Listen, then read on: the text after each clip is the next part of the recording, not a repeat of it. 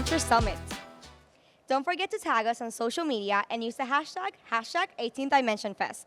And remember that this event is being recorded and eventually published in parallel18.com and our social media channels. Starting tomorrow, you'll be able to share it with your contacts. Now, get ready for some startup pitching. The Adventure Summit is a fast-paced format where 17 alumni will present 4-minute pitches followed by a 2-minute Q&A. Trust me, we will make sure that each startup complies with the time limit. Before we start with the pitches, the Venture Summit is possible thanks to the unwavering support of Inicio Ventures. The support has been remarkable and furthers our mission of supporting underrepresented startup founders. Thanks to their sponsorship, each participating startup will be receiving $250, and additionally to that, thanks to Inicio, they were going to be awarding the top pitches, the first place receiving $15,000, the second place $10,000, and the third place $5,000. The official winners of the cash prizes will be handpicked by a rockstar judges panel: Ramfis Castro from Platform Social Impact, Laura Cantero, Grupo Guayacán, Devin Baptist, Group Race, Monica Martins from Inicio Ventures, and Colton Wonke from Deca Analytics. Thanks to all of you for saying yes and being here with us. Also, our fellow corporate partner, Deca Analytics, will be sponsoring the Innovation Award, a cash prize of $500. And our friend from DLA Piper will be awarding a prize valued in $5,000 in legal services. So let the pitching begin. Okay, I see a lot of you coming in, so let's do a quick vibe check. How are we feeling for the Venture Summit? Are we excited? How about the startups? How are we feeling? Nervous? Yeah, love it. Okay, so let's invite to the stage our very first company. Their solution is revolutionizing transportation in Puerto Rico with a seamless, eco-friendly alternative for short-distance travel with a fleet of rentable electronic scooters. Come on and break the ice. As I was saying, hi, my name is Juan Parra, and alongside my co-founder Aldo Oriano, we started a journey about 5 years ago. Today, that journey is fueled by 42 of the most elite micromobility operators in the world, distributed in 2 service centers. So what was that journey all about? It was about figuring out profitability for the micromobility industry. And we've discovered there are 3 main pillars that need to be solved in order to achieve this. The first one is understanding when and where scooters and micromobility vehicles need to be placed in order to maximize revenue. The second one is understanding how to manage the workforce in order to, again, enhance those revenues and ensure that you're putting the scooters in front of the problem. And the third one is vehicle longevity. Industry standards is 6 months. We've been able, through our programs and our workflows, we've been able to extend that to over 3 years, thus putting us on our way to profitability. The results of this is we now operate in 6 cities. We've completed over 2.5 million rides and served over 400,000 people. And thankfully, this has caught the attention of a lot of people, including that of Orlando Bravo, who invited us this year to become the first members of the Bravo Venture Fellowship Program, where we receive one-on-one mentorship from Orlando Bravo and the Toma Bravo team as well to help us structure our company and move and place our company in such a place where we can take it to the global scale. And going back to the path to profitability, I talked about how we put vehicles in, and the need to put vehicles in front of the problem. And we do that through our software called the PVP, where we can predict when and where vehicles might get utilized, take into account weather and traffic patterns, as well as understanding the clutter that happens when a lot of vehicles move into one single space. And if you can imagine, in our operational zones, we have quite literally thousands of vehicles moving all around. So we need to understand when and where. For the operational side and for our employees, we've developed an operator app that allows us to take on all the knowledge and all the experience that we've created over this 5 years and put it into a machine learning engine that creates tasks for our team to be able to rebalance and do maintenance on all our vehicles. And we're now launching in a couple of weeks our new app with the same functionality of the app we have for our customers, but with added functionality like payments throughout the HMobile for local payments, we're now going to have membership through a subscription engine, as well as a new promos engine to be able to fuel brand partnerships. Last but not least, and the most important part, are vehicles. We've done a 2-year agreement with Segway, the #1 micromobility hardware manufacturer in the world, to design vehicles for the Puerto Rican markets, as well as the markets that we are looking after to expand within the coming year. So with that in mind, we're raising $1.2 million to be able to fuel that journey, take us to that next stage, and put us in a place so that next year we can scale outside of Puerto Rico and hopefully on the global scale. Thank you.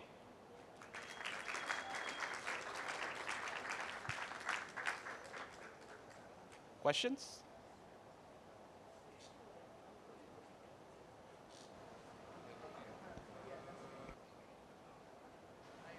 Is it working? Hello, Okay. hello, hello. All right. Hello. Great pitch. I thought it was a lot of great information. Thank you. You know, one part about this sector is there's a lot of competitors. Yes. And maybe that's not the case here in Puerto Rico. Maybe you can talk to that a little bit. But what does it look like entering other markets with so many competitors? Absolutely. So our industry has gone through quite a few accelerated phases through which industries go through, and over the last couple of years, there were a lot of mergers, there were a lot of acquisitions, there was a lot of movement through different markets, and a lot of markets today, through regulation, have opened themselves for new city permits and the capability of expanding. And so while we did see a growth in companies and those permits over the last, mostly between 2018 and 2020, today, that number of companies has been reduced, and they're attacking a different outset of cities. Plus, there's a lot of more city permits to go after that are currently open today. In the US alone, there's over 300 city permits that we can go after, so we can expand our business there. Yeah. Well, could you speak to you're operating in 6 cities now. Could you share a little bit more about the friction on expansion, right? Going from 6 to 12. Can you speak a little bit about the challenges of increasing the amount of cities that you operate in? Yeah, absolutely. So first, we needed to understand what was the right playbook in order to reach profitability, to be able for us to go out there and be able to be successful in any market that we could go after, right? And so what we're doing now is we're looking at cities that have similar characteristics as Puerto Rico, so we can then get a leg up into different markets, but making sure that we're putting ourselves forward in the best position. So we're looking at markets that mainly in weather, that we're trying to stay away from snow most of the time. And so we're looking at mostly cities on the southern part of the US. We're also exploring Latin America, especially cities like Colombia. We're in Bogota. We're already talking to La Secretaría of Movilidad to be able to provide our service there. They already have a bicycle system, but they are lacking on a scooter system, and so that's where we feel we can win. Today there's 800,000 people in Bogota alone that move themselves in micromobility. Thank you so much. Thank you. Round of applause. To our wonderful audience, I'm going to remind you that for this session specifically, we're going to be taking questions only from the judges from the panel. But after, in the one-on-one section, you're more than welcome to connect with the startups. So next up, the next venture is transforming neurocare with an AI-driven platform designed for real-time communication, remote monitoring, and personalized care for neurodegenerative diseases by empowering patients and caregivers while enhancing healthcare efficiency. This platform enables early intervention, improves care quality. Let's hear more about it, parrots.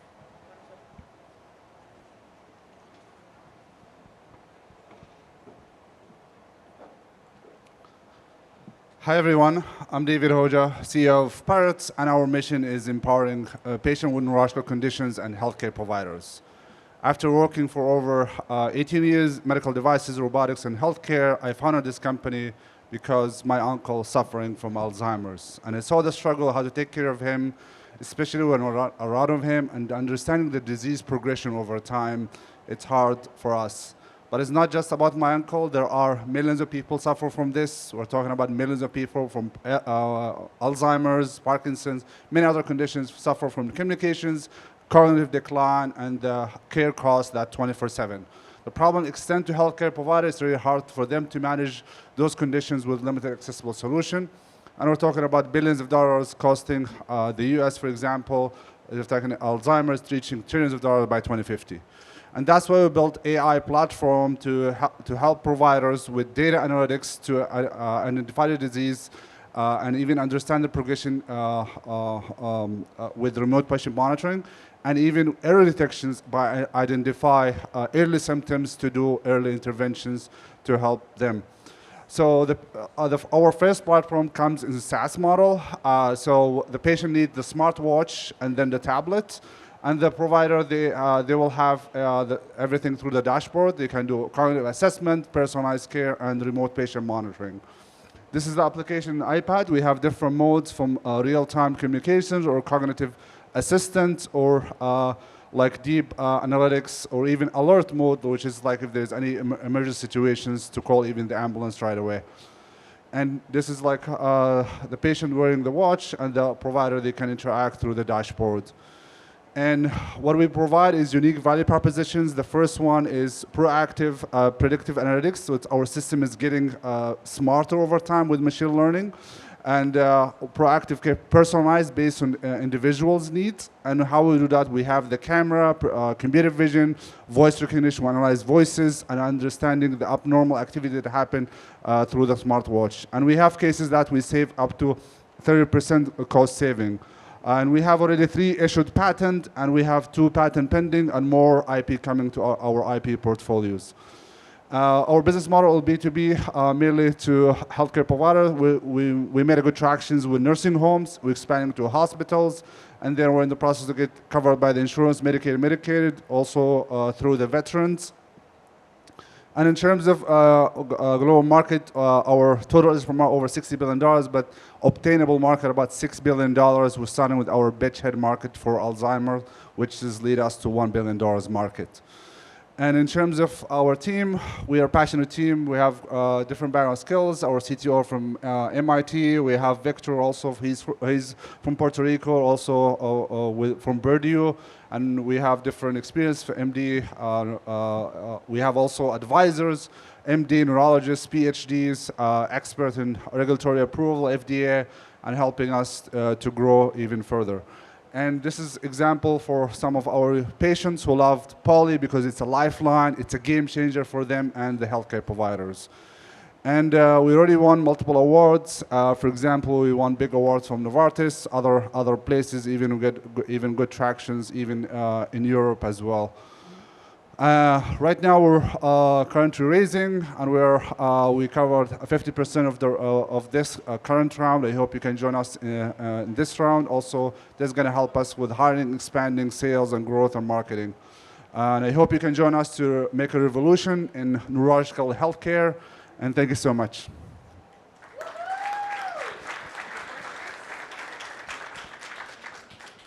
Hello, David.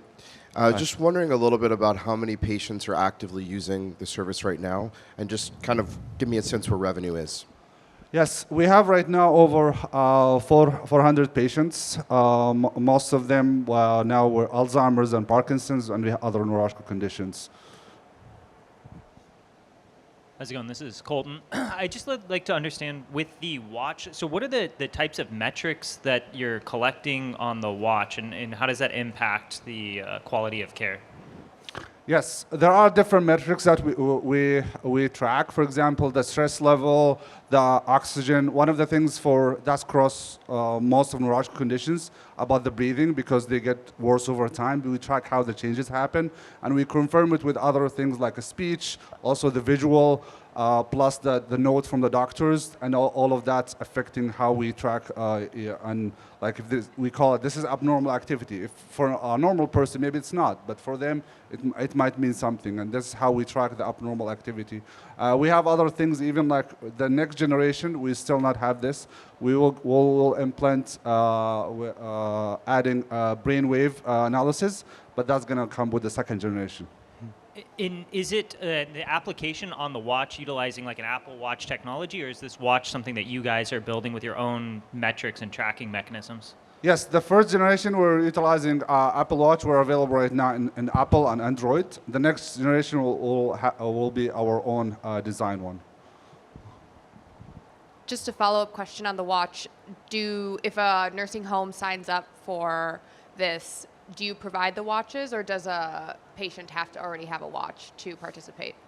Yes, usually we don't provide, but if they ask us to provide as a package, we were able to provide as a package altogether.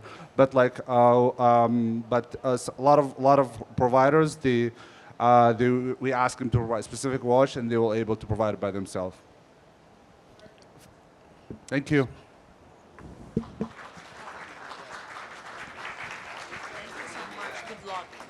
Coming up next, we present to you a startup that designs and builds innovative, modular, and climate-resistant structures for businesses and families seeking to embrace wellness through sustainable living solutions. The stage is yours, Conti. Hello, everybody. Good morning. My name is Carla Gautier. I'm here to talk to you about Conti Design Build Studio. At Conti, we design and build innovative, modular, and climate-resilient structures for families and businesses that are seeking wellness through sustainable living solutions. The construction industry represents a whopping 40% of carbon emissions in the world. To put in perspective, Green Business magazine compares it to countries, where it places it at the third highest polluter in the world. So think about that for a moment. As a result, we continue to see natural disasters that are leaving thousands of families without a roof over their heads. This is my parents' house after Hurricane Maria. We can't keep living like this. It's time for a change. And Conti Design is here to revolutionize the industry because we believe that 40% is not a problem, but an opportunity for change and innovation. Furthermore, the market for sustainable construction raised $476 billion last year alone and is expected to raise around 10% in the next 10 years. Our competitors? Well, let's face it, they're only doing half the job. Conti Design is the only full-service team offering architecture, engineering, project management, and LEED accredited services, all throughout the most transparent process in the market. We are building a future where sustainability is at the core of every living space because we want to empower communities through sustainable living solutions. And how do we do this? Simple. We create innovative modular systems that blend biology and technology to create climate resilient communities. We're talking fireproof, earthquake-proof, and hurricane-proof. These communities also generate their own resources, like food, water, and electricity, because we also want you to survive the aftermath. Our expert teams, experts in biomimicry and environmental engineering, are the ones behind the scenes making your dreams a reality. And together, we have created a fully remote, transparent process for design, permits, and construction management. This is why we're excited to announce that next year we're going to start expanding our mission to the US mainland with a new offering starting in San Diego, California. Now let me talk to you a little bit about why we're here today. Conti Design has been working successfully with clients for the past 4 years now, with a 30% revenue increase year after year. We have successfully built the first ever single-family residence in the Caribbean to receive LEED Platinum certification, proving that green building is also profitable for investors. Our streamlined process allows us to manage around 15 projects at a time with our current team. And we are now ready to take things to the next level by building our own projects in Puerto Rico. Our first project, an Eco Lodge in Ciales, Puerto Rico, is a unique opportunity for investors. Responsible tourism is a booming global industry. And we are building the first ever 100% self-sustainable hotel on the island. We're talking 100% solar power, 100% water collection, and more. The Puerto Rico Tourism Company has already committed to 40% of the development costs for this project, so we are here looking for the other 60%. This is why we're raising $2.5 million today to expand our team, optimize our operations, and build this first exciting new project, which we've modeled out to generate returns in just under 4 years. So this is the first of many opportunities with our company. So if you're interested in talking, please come find me after the show.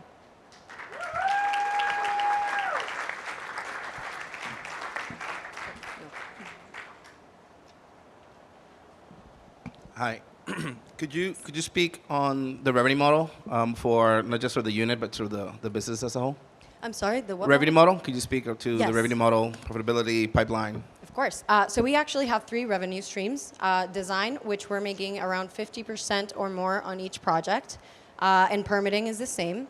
Construction management, we make 20% to 30%, depending on the scale of the project and the complexity, on everything that we make. So we make it a cost plus, which means that the entire project will generate a 20% revenue for Conti Design.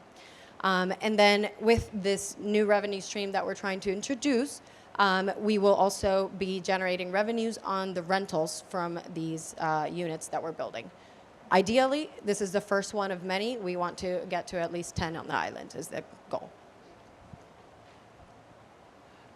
Hey, Carla. I just have a quick question. So obviously, the way you guys are approaching construction, it's a lot more streamlined than traditional development. In terms of costs, so if I were to want to create like a hotel of a similar size versus utilizing the Conti, how much of a savings is there to that? Because I know from what I see, your process is a lot more streamlined. You're bringing in basically pre-constructed elements. So the cost, I would assume, would be significantly lower or lower than traditional construction. Could you just elaborate a little bit on that? Of course. Thank you for the question. It's a great question because there's 2 ways that you're saving when you're building with Conti Design. The first one is the actual construction cost.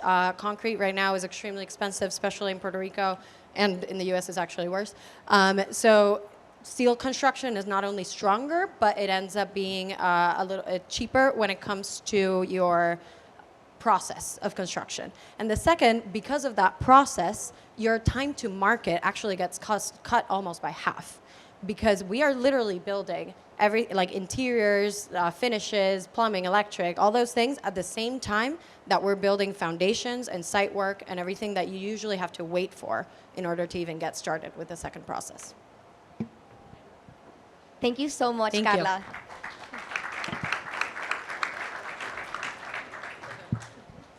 The next startup offers simple, smart, and secure data management solutions for everyone, individual patients, doctors, and insurers. JK, making work more fun. The next company automates employee engagement and performance management with AI. Let's go, Game Task. Consider the fact that you will spend at least 1/3 of your life working. Isn't it sad that 77% of all employees feel disengaged or disconnected from work? We say, not anymore. Hi, my name is Rodrigo Flores, and I am the CEO and co-founder of GameTask. And in GameTask, we are automating employee engagement and performance management with AI while making work a little bit more fun. For 10 years, I helped businesses increase employee engagement and performance. And in this experience, I met a lot of people like Gabby. But what is the issue with Gabby? As most people in her position, she feels disconnected and disengaged from her work every single day. And she spends 50% of her time doing non-productive stuff. What is the solution? We started making Gabby's work simpler, more engaging, and more productive with an AI work coach.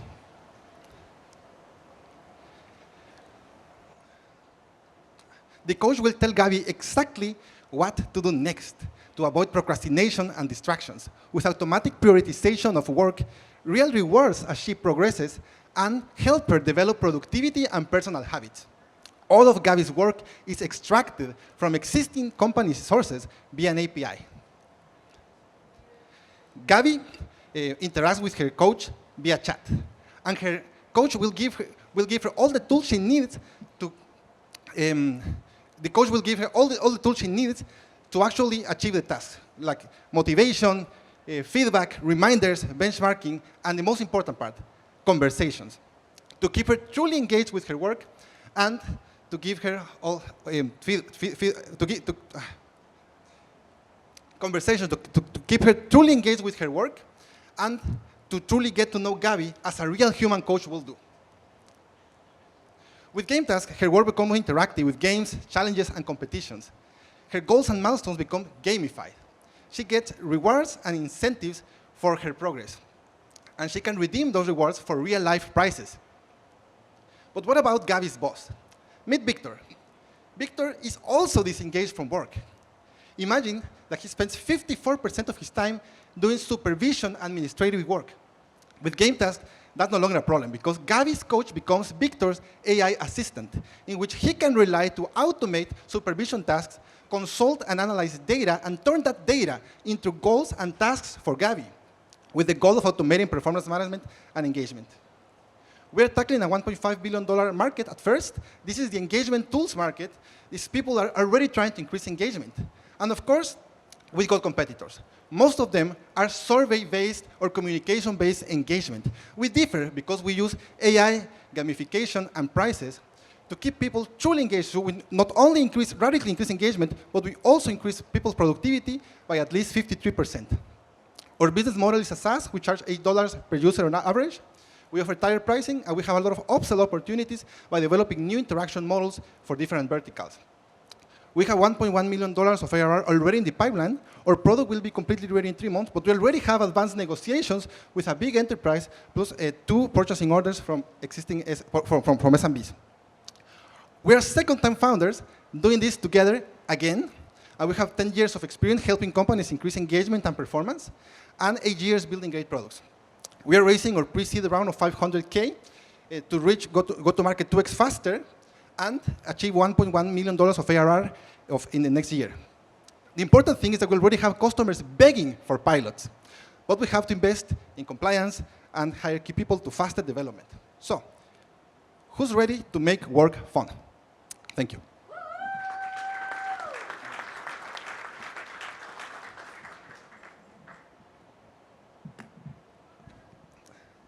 What verticals are you targeting first? And can you talk a little bit through like who you sell into through the organization? Yeah. Well, we have 2 main verticals that we're tackling at first.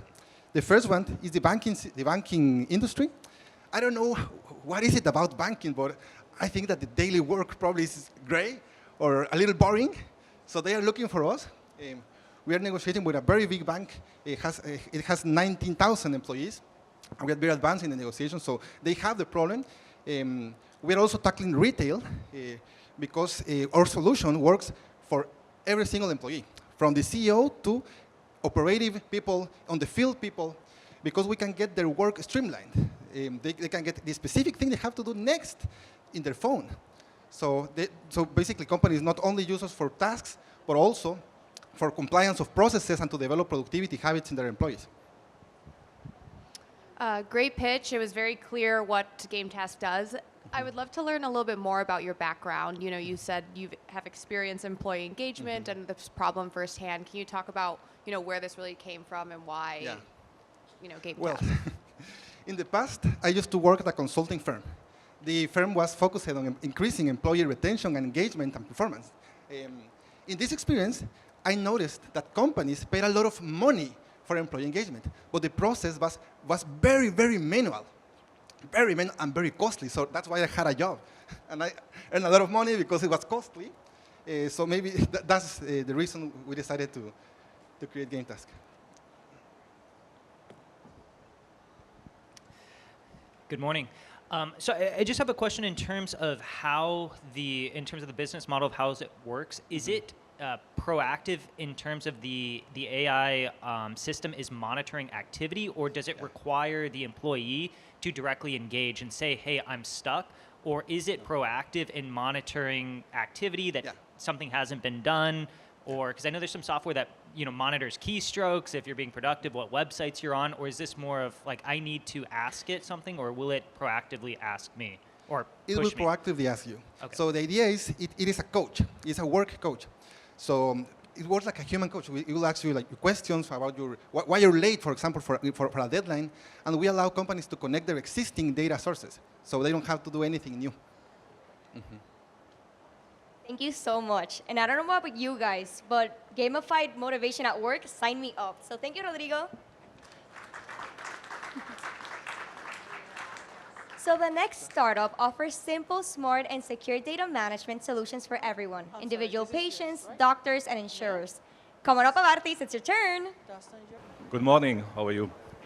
My name is Florian Gar, I'm the General Manager of Avartis Health, and I would like to start with 3 stats. Number one, 70% of clinical decisions are based on lab data. showing the importance of lab data for healthcare. At the same time, 80% of, by the year 2026, 80% of the companies will use any type of applications heavily on relying on generative AI. Yet at the same time today, there's only 20% of the companies have any type of presence into the cloud or have migrated to the cloud. So there's a tremendous opportunity lying ahead of us. For Abatis, since day one, since we started in P18 about 7-8 years ago, we always had been true to our mission, which was to how do we can connect different stakeholders on the island, overcoming the friction with health data being isolated and having a true interoperability between patients, insurers, and providers. Providers don't have access to health data, and so we build a cloud portal, a cloud ecosystem, building strong relationships with the local entities, the lab system, the research entities on the island. And so we take security very important. Health data is highly secure data with federal requirements, federal laws. We build that into the platform. We also build on a cloud. We were the first one building back 7 years ago on a cloud on AWS, with a secure platform, managing patient consent. And today, we have 3 lines of business. The first one is the interoperability segment, patient portal, provider portal. That's patient and provider securely access the data. Number 2 is Clinic Link. Over time, we were able to incredibly connect all the laboratories. We are now 90% of the clinical laboratories connected to our platform. Why? Because we have the patient portal. We work with Health, with AAAS, Humana, many of the insurers, and streamlining the data for their needs. All the years, we had been working on cloud. So some clients, like AAAS, approached us and said, look, we can't give you the data, we can't leave it our premise, but why don't you build us a data lake, data analytics? So we became an advanced AWS partner, specializing on healthcare, data lake, data analytics, and cloud contact centers. Puerto Rico has great talent, and we are proud to say that we are able to keep all the original technical folks with us, and over time also recruited executive talent. Myself, I had 20 years in the pharmaceutical industry and worked in different places, and so healthcare is also my background. So this is Patient Link. This is most used in the Metro Pavia hospitals. We are starting with Brinken Labs this year. So it's the emerging leading patient portal in Puerto Rico. There is, for the ease of use for the patients, it's easy to look at their trends and their historic data. Everything is in the app, and you'll be able to securely message and share the data with your provider. This is a busy slide, but I would walk you through. So since we connected to 90% of the labs, we did in partnership with the Trust, a project where we calculated the prevalence in the island, and we were able to work with the Trust, with municipalities, health authorities, to show that in certain regions in Puerto Rico, we have 30% prevalence, particularly on the northwest. And so we were able to shift attention that the need is here, as the patients are in that region, and worked with a local hospital, got funding, and visualized their patients and show them who are the patients that need help. They're out of control for their glucose or A1C, and that's built into the dashboard that we are working with the clinics and hospitals. So this is currently the direction we have. The business model is how can we increase revenue to our clients or reduce cost. Increase revenue for hospitals, clinics, reduce cost for insurance companies. And so it's a mix of subscription and subscriptional model. The greatest traction we have right now is on the cloud AI, building infrastructure, contact center for hospitals, but also outside of the healthcare segment, leveraging AI in all of that. Very heavily, about 60% of all projects have a strong component of generative AI. So what are the key differentiators?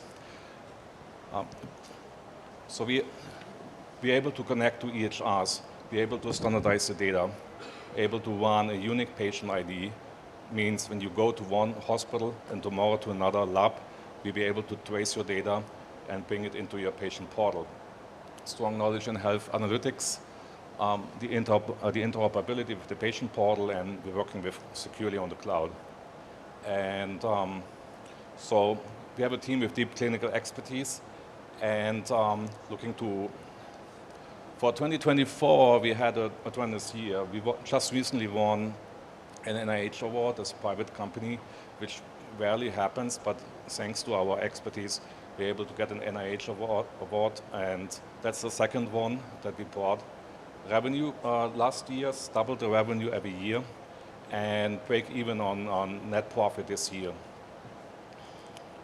And so what we're really wanting to do is to scale our solutions outside of Puerto Rico. Our biggest clients already is in Dominican Republic.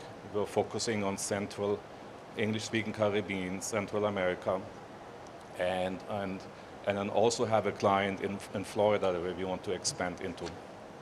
Raising $2 million on a convertible note, and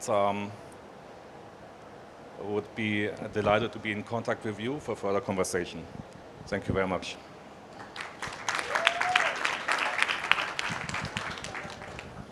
Couple quick questions.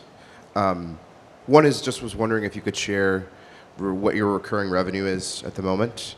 And then also just a sense of your geography. It seems like you're focused here in Puerto Rico right now and you want to go to the Dominican Republic. What's the long-term vision, or walk me through what maybe an exit scenario could look like? What's your goal there? Yeah, I think those are the two questions I have. Thanks. We're aiming to finish the year with 1.4 million in recurring revenue. Our projections for next year is double that. We're looking at partnering with different companies. We're partnering with AWS. That way we can scale outside of Puerto Rico, because we are, as a partner, we have healthcare and data analytics competency, and they bring project to us, and it's a co-sell opportunity. So we can leverage the AWS network to go outside of Puerto Rico, which we already have done. We are still in a phase where want to keep that direction going in the region and become very unique in a certain $3 to $4, $5 million sales level. And I think then that would be a great time for strategic partnership or strategic exit considerations here. Thank you. Thanks, Lauren. Great job. Healthy food from a healthy planet. With this motto in mind, we present you an eco-friendly agribusiness from Puerto Rico that transforms breadfruit into innovative flour products while working with over 50 local farmers and schools. Amasar, please take the stage. Hola, I am Marisol Villalobos and Jesus Martes co-founders. We are Amasar, an eco-friendly, healthy food agribusiness.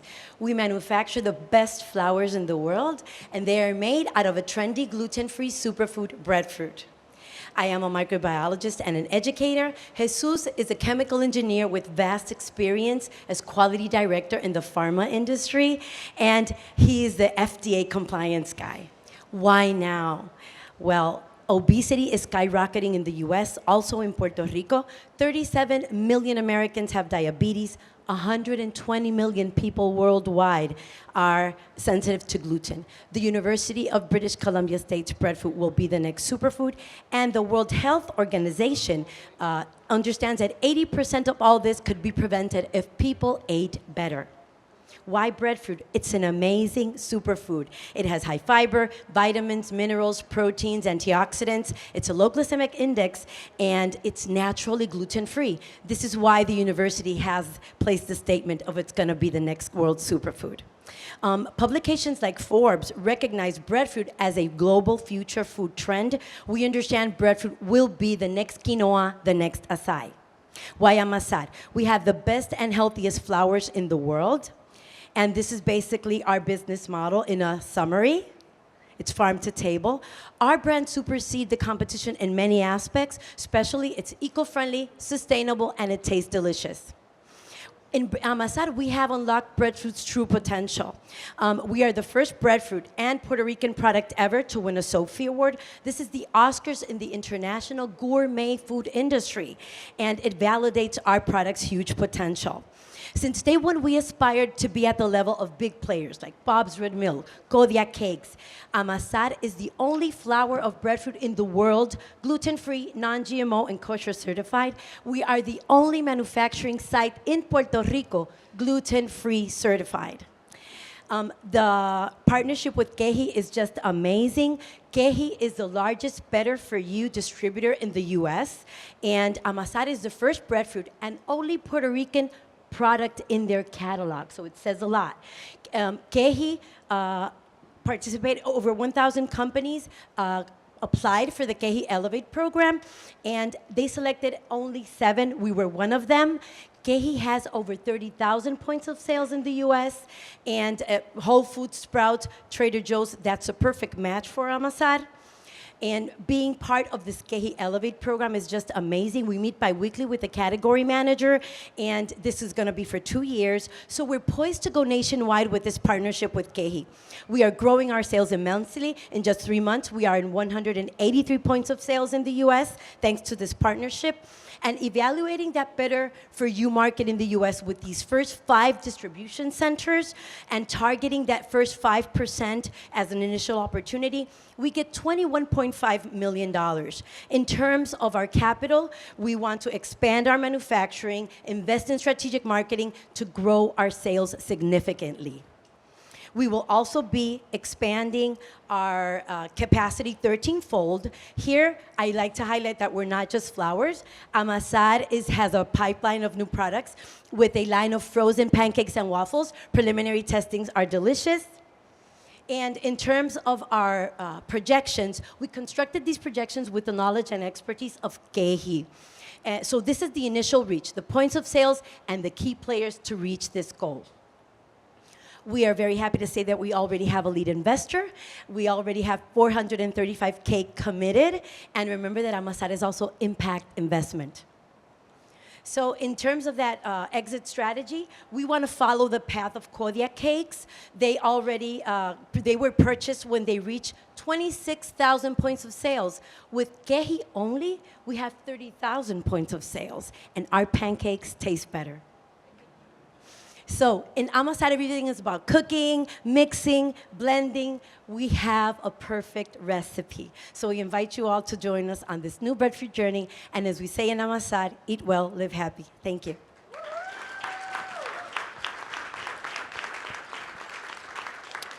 Great presentation. I am a future customer. I'm gluten-free. I love Thank this. you. Can you share a little bit of where breadfruit is produced? Is it just Puerto Rico, or are there other regions too, as this continues to take off? And then can you also touch on, is there places people can try it as part of your go-to-market strategy? Are you doing taste testing in Whole Foods, places like that as well? Okay, first question. Breadfruit is found all over Puerto Rico, and there's an excess production, very abundant and underutilized. But it's also produced in Dominican Republic, in Costa Rica, in Jamaica, and we already have relationships with these countries. We've already done a little bit of that reach out to have more raw material. So that's happening as we speak. And also, in terms of, we do a lot of demos in stores. So we are already in all the stores in Puerto Rico. Puerto Rico is like my pilot market to understand that product market fit, and we reach that. And as we speak, we are going to be giving demos in Manhattan in the first stores, because in food you have to taste it. You want to taste it and see the flavor.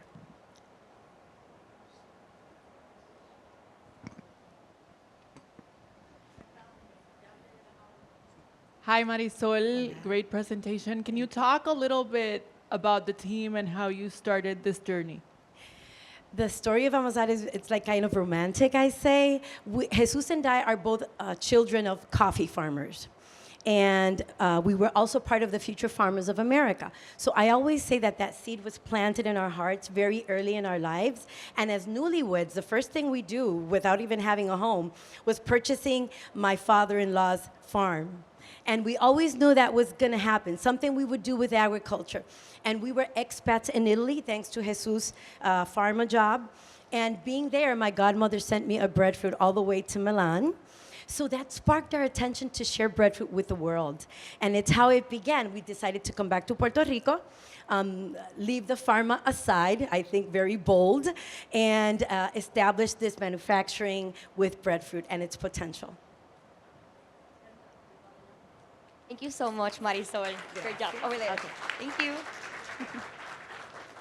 Our next participant is a telemedicine platform focused on providing bilingual speech therapy services to underserved bilingual patients in the U.S. school districts. Tell us more, TelPlus. Saludos, my name is Lorena Martinez and I'm the CEO and founder of TelPlus. We're a platform focused on providing bilingual Spanish-English speech pathology services online. I was working in a hospital as a bilingual speech-language pathologist when I learned of a problem.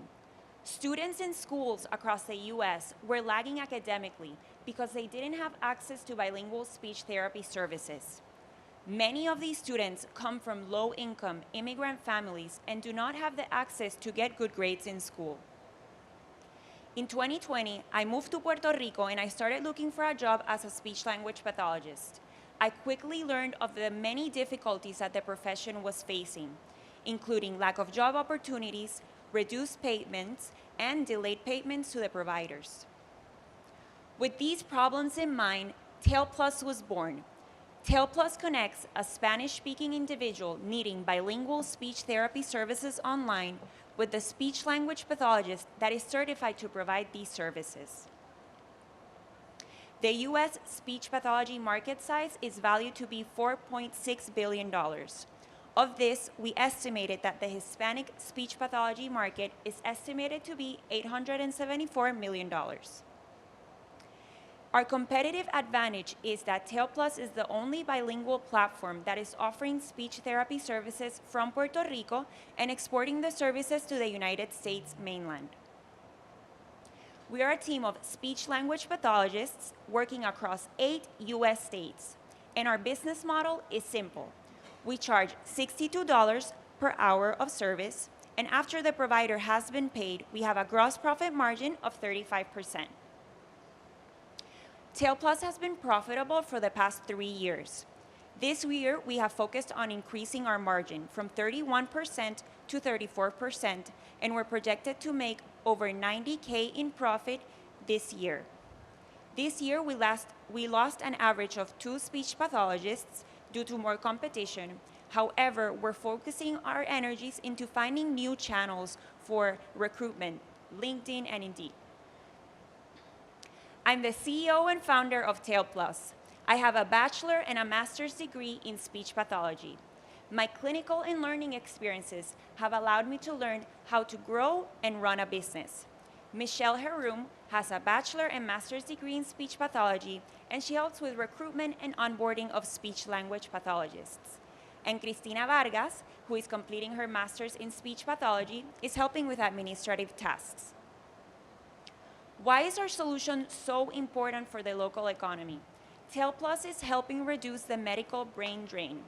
This means that we're helping retain medical professions in Puerto Rico who are leaving in search of better job opportunities in the U.S. mainland and other countries. Last year, 60% of the graduating class of the master's program in speech pathology of a local university left Puerto Rico in search of better job opportunities. 3 years ago, Karen, a speech-language pathologist, left Puerto Rico in search of a better job opportunity in Florida.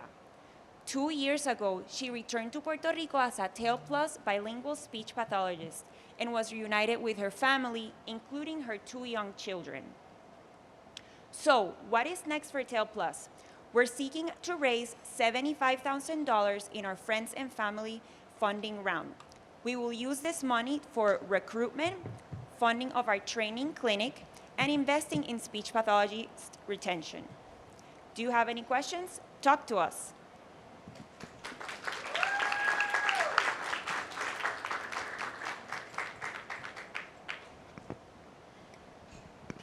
Great pitch. Thank Would love you. to learn a little bit about how big you think this opportunity can be and what kind of business you want to build. You know, it seems like you're working with 9 pathologists now, which is awesome. You know, in 5 years, how many pathologists do you kind of see the opportunity to work with? In the next 5 years, we hope to double the speech pathologists in our team. We're currently partnered with a US-based company who has innumerable amounts of speech pathology need across states that are bilingual, including California, Pennsylvania, Texas. So there's a very high need for our service currently. Congratulations on the progress so far. Could you speak to the current customer base, right? Where are you seeing pull from, right? Like from the States, like what's the type of customer? What's the experience with the product so far? Sure. So we're partnered with a company called Presence. They are based in the US and they have contracts with the Department of Education of the United States. And through them, we get access to the school districts across the US in high bilingual need states, and that's our primary customer.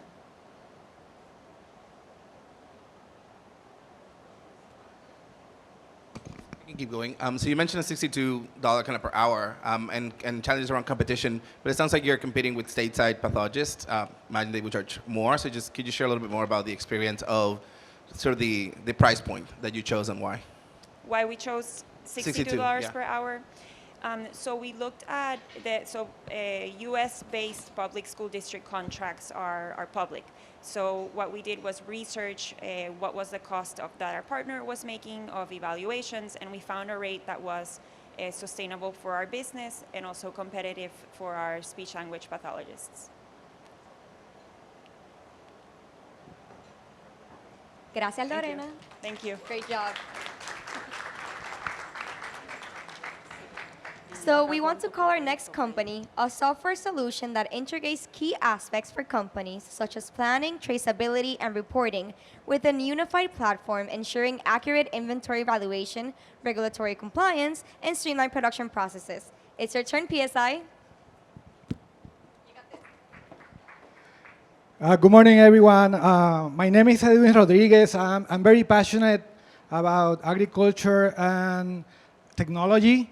So today we are going to talk a little bit about more basic and primal stuff related to meat and meat production, right? So after us as a society living a hunter-gatherer lifestyle to an agricultural lifestyle, we kind of transition or left meat production to someone else, right? So, and this carries a responsibility for us as consumers and for the factories that make these products, right? So basically, a big problem that has the meat industry is compliance, right? There is lots of different regulations. There is lots of different risks doing different meat products. So what we have experienced in our consulting job during the last 10 years is that the industry has big issues with traceability, with inventory valuation that they don't know what they have, and also with traceability, right? Where are things that we have produced, right? So this is a real and a great pain for the industry. This is a brand that we cherish and we really respect and kind of look for their quality. And this year, they just have a huge problem with compliance that cost the life of 9 people. And also, they have to retire 7 million pounds of meat from the market. So there's a huge issue with health risk, with inefficiencies, and also getting demands and other issues, closing plants, etc. So what is our solution, right? We have been in this industry since I was a child. So getting that experience and my passion for meat production and farming, we have developed a software solution covering traceability, planning, right? How we do the stuff in the correct way, and also having reporting, very interesting data that these processing facilities are missing right now. So the key benefits that we have for the industry is first, that we have been able to bridge the software with the physical part of the plant. So we have all the weight scales connected to the software. We also have the printers and some other technologies that basically bridge the physical world with the software. We can do very detailed traceability, not just by lot number, now talking about serialization of meat. So this is a very interesting feature. And what set us apart, right? Today we have been seeing that Puerto Rico has a very strong experience on pharma. So we have kind of applied that experience to do like an end-to-end solution from the farm to the point of sale, and this integrated in a sole technology source. It's not like a silo of different technologies, which makes things much easier. This is a product that is also already implemented. We are in the industry right now processing, thousands of pounds of meat. What we are asking, we have a product. We want just $250,000 for a 2-year plan to expand the software in United States and Latin America market. So I'll be around, and it will be really nice to share with you guys our experience and how we can transform this industry. Thanks, everyone.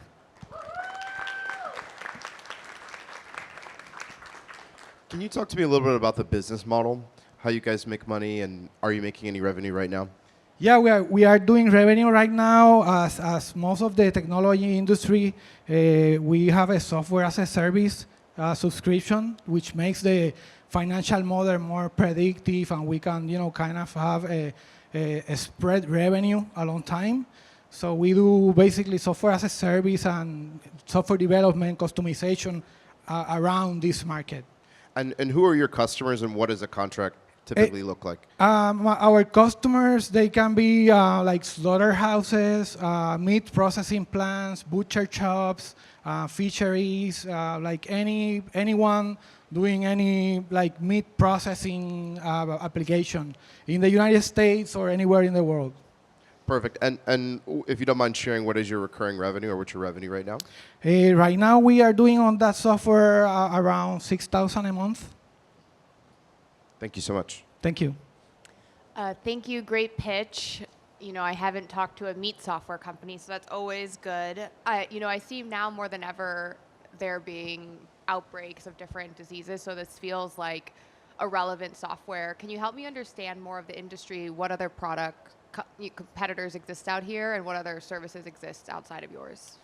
Yeah, in terms of the market, what you will see is like big ERPs and mostly like Excel spreadsheets on the plant side, right? That they are not connected. So it's a very big issue, for example, for the accounting guys in the second floor to know what things are happening at the plant level. So that is a big issue, and also you will see in the industry like silos. So what we do is that we integrated everything into one ERP, so everything is under one umbrella.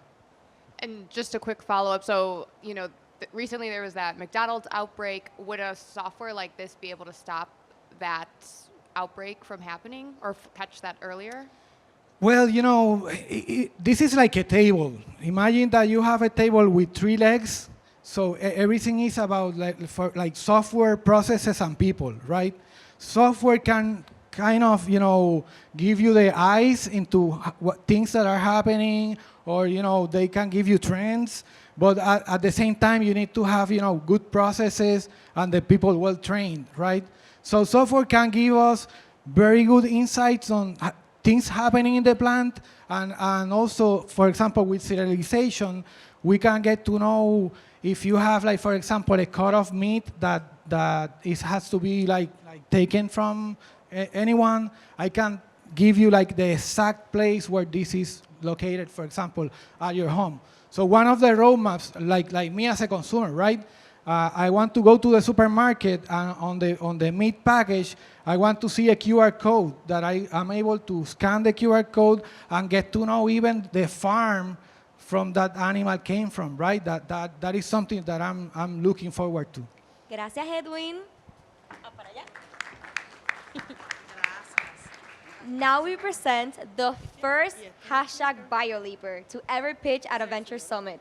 This alumni has developed a combined biomedical and pharmaceutical FDA-approved nasal irrigation system. This innovative product not only captures the market for sinus and allergy treatments, but also pioneers a new market by promoting nasal hygiene as an integral part of human wellness. Let's verbal, let's go. Thank you. Thank you. So Burble is a nasal breathing company. I'm a rhinology and skull-based surgeon. My name is Luis Amtaratz, and I'm also the CEO and founder of Burble. Maintaining health hygiene is a concern, is a challenge that cannot be longer ignored. We got about 50 million people with nasal allergies in the US, costing about $4 billion a year. But more important is that we got about 40% of the US population are exposed every day to high levels of air pollution, and that number continues to increase. And for that reason, we created a nasal irrigation system that is safe, comfortable, and worry-free, because we believe the nasal hygiene is going to be a similar trend analogous to what oral hygiene was about 50 years ago. But for every daily routine, it requires a product that is rewarding for the user. And we create a biomedical product and a pharmacological component that combines into a solution that cleans the nose, reduces inflammation, is rewarding when you do it, and allows you to breathe better extremely objectively.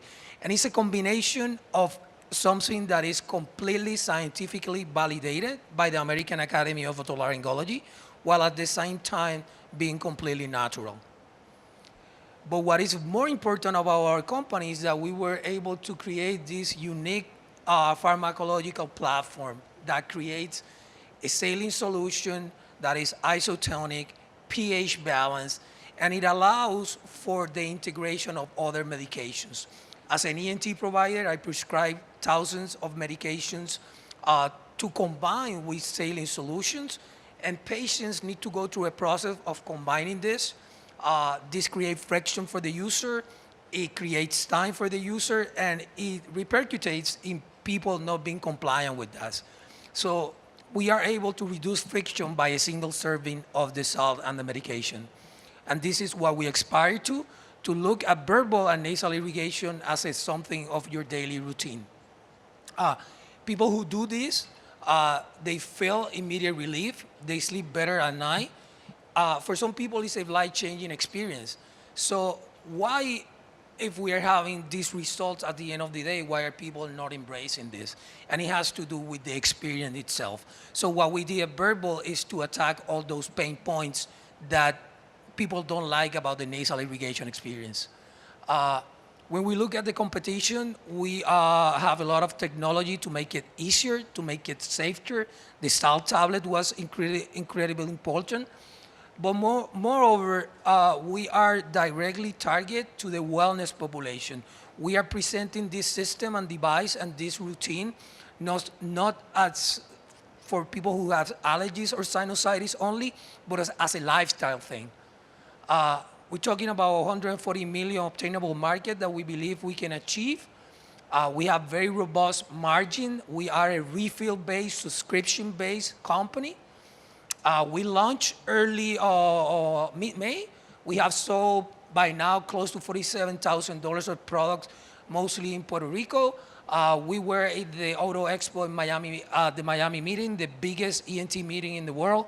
We have great success there. We were recently certified as a wellness product on our category to be on Amazon Prime within 2 weeks. And we are working in 2 new products prototype. Very robust team with Klaus Boss and Brad Roach, people who have created and sell companies before. We already have a round with $1,035,000. We are doing a bridge round of an extra $1 million. We have already $200,000 committed. All of that money is dedicated to marketing and spreading the correct message about nasal hygiene. We have inventory and we have a great marketing strategy, and that's what we're taking the money for. So let's verbal. Thank you very much.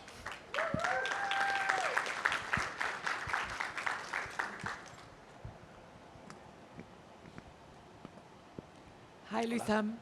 Hola. Great presentation. Can you talk a little bit about your go-to-market strategy aside from that last slide? Are you planning to reach medical professionals directly? Yeah. Because you talked a little bit about the resistance of the usage, so how are we going to mitigate that? Yeah, this is a great question. So it has two tiers. Number one is through ENTs. Most of our investors are ENT. We were in the academy just because of that, because that's the gatekeeper of the trust of the product. So that's number one, and many of our sales go through ENT offices. The other aspect is through social media. Okay, we want to more than attract people who are suffering from allergies and sinusitis. We are trying to get into a different kind of retail, like yoga studio, wellness centers. There is a big trend in California about breathwork studios. Those are the places that we see that our subscription model can be good. Cool. Thank you.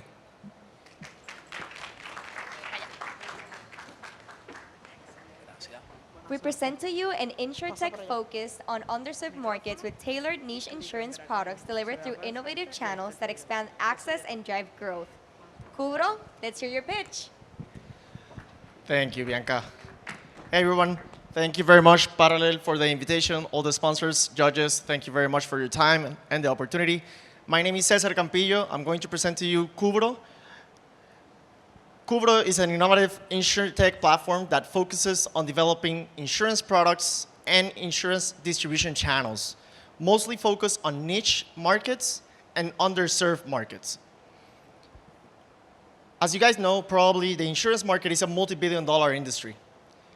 And to this date, over 90% of the insurance policies that are sold, even in the US, are still sold through traditional means, meaning brokers, agents, and not necessarily with digital tools. Most of the pain points that the industry has to this date, still offline sales, lack of product innovation, poor customer engagement, and very slow and little innovative transformation. Our goal with Cubro is to attend to that 90%. That's where we believe the big opportunity lies. The other 10%, it's mostly direct to consumer, very hard to get in, very high cost of customer acquisition, and mostly we believe that serving brokers, agents, and new channels serves our purpose, which is to build community, build small and medium-sized agents able capability to grow and compete with the other big companies. Our team is composed of professionals in the industry, very well-versed in insurance, in finance, and technology. We have the experience and the capability to take Cubro to the next step. I built a flywheel so that I can make it simpler and easier to understand. Because as we know, insurance is boring, right? Insurance is complicated. We're here to break that stigma. So let's start with the innovative insurance solutions that we provide. We start by identifying products or the lack of products in markets that we believe that are in need of innovation. That may be a specific product or a specific segment. Then we go and we see how can we expand or create this distribution? How can we make it better? How can the customer really get that to that product, get that insurance coverage that they need easier, faster, simpler? And then we look for ways to, how can we also increase demand? What is the demand? We study the numbers. We look for how can we excite, delight, and create a better experience for the insurance companies. Insurance companies are our main partners, so we need to make sure that our solution enables them to grow and distribute these products. That's why we believe that having a solid relationship with the insurance companies, it's going to be key to our success. It's what allows us to identify these products and grow and scale globally, apart from Puerto Rico. I'm going to do a quick examples of some of the products that we've already launched here locally. And we're starting with the insurance product that we just launched 2 months ago, the Cubro Ticket Protection. We identified that in Puerto Rico, There was no insurance product for the customer that buys a ticket to go to a concert or to an event and is not able to go because of his sickness, health, accident, or any other reason that doesn't allow him to go to the concert. And there's no secondary market for him to sell the ticket, right? Except for Facebook Marketplace, for example, which is really tough, right? Then we identified the partner. We were able to create a distribution channel embedding our product with our technology directly with Tiquetera, which is the biggest and leader in Puerto Rico for ticket selling as a ticketing platform. We identified the demand. There's over 2 million tickets sold in Puerto Rico. That creates over $5 million in possible revenues through this product alone. And then we decided that how can we make this better for the insurance company? How can our technology work? So seamless integrations. Through APIs, we were able to connect with our biggest partner, which is Assurant, one of the biggest insurance companies in the world, and also integrate to Tiquetera so that we can know exactly when that customer used the ticket or didn't use the ticket. Through this product and through these partnerships, solidifying our relationship with Assurant and Tiquetera has allowed us now to explore new markets. For example, Mexico. Puerto Rico is a small market in terms of population, but the needs are the same as other markets like Mexico. Underserved markets, niche products like this are able to expand, and we have the playbook. We've already tested it. It works. Just 3 months ago, we launched these products, and we've already sold over 1,000 policies without any marketing because it's still in the soft launch phase. Another example that we did is the pet insurance product. In Puerto Rico, it was completely underserved.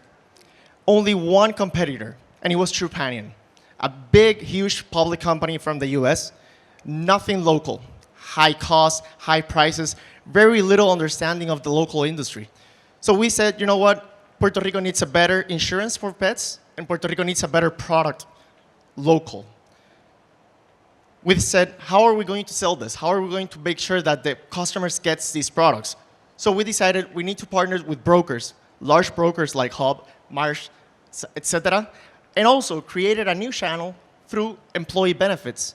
Just recently, Walmart signed with us. Over 13,000 employees locally now have access to the pet insurance product as part of their benefit program, offering a 10% discount that we directly provide to them. We identified through those studies that there is a big demand, that there is a big market to be tapped. Our only competitor only has roughly 4,000 pets insured in Puerto Rico. You can bet that there's more than 2 million pets in Puerto Rico, which is a very big market. It's a segment that really needs to take care of. So far, we were able to expand and grow our product, and we were able to allow the company, the insurance company, our partner, to launch these products 3 times faster than what they would have done without our technology.